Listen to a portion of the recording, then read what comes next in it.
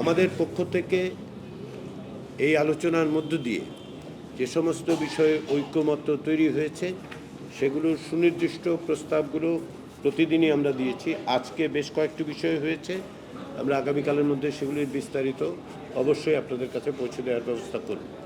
ইতিমধ্যে আজকে রাতে যতটা সম্ভব আমরা এই টেক্সটগুলো পৌঁছানোর চেষ্টা করব আপনাদেরকে।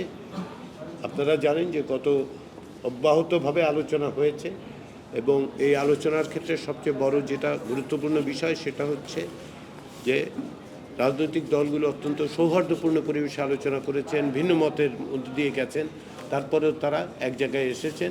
ক্ষেত্র বিশেষে নোট অফ ডিসেন্ট থাকলেও আমরা যেটা দেখতে পেয়েছি সেটা হচ্ছে ঐকমত্য প্রতিষ্ঠার ক্ষেত্রে এক ধরনের প্রচেষ্টা সকলেরই ছিল। জাতীয় ঐকমত্য কমিশনের পক্ষ থেকে সেজন্য আমরা ধন্যবাদ জানাই।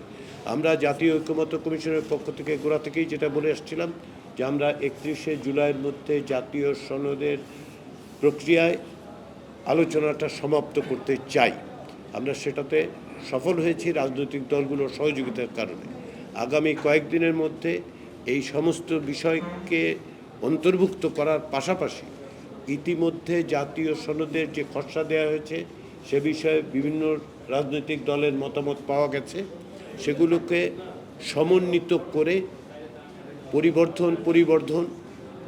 পরিবর্তন ইত্যাদি করে আমরা একটা খসড়া সনদ থেকে একটা পূর্ণাঙ্গ রূপ দেব। সেটি আমরা রাজনৈতিক দলগুলোর সাথে তাদের কাছে পৌঁছে দেব এবং তারই ভিত্তিতে আমরা আশা করছি যে জাতীয় সনদের স্বাক্ষরের ক্ষেত্রে আমরা অগ্রসর হতে পারব।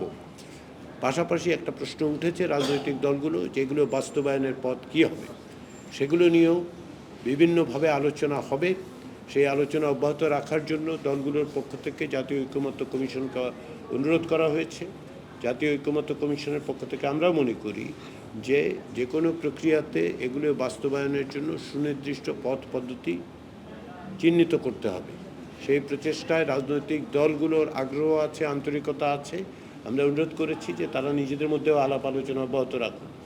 আমাদের পক্ষ থেকে আমরা অনুঘটকের দায়িত্ব পালন করব।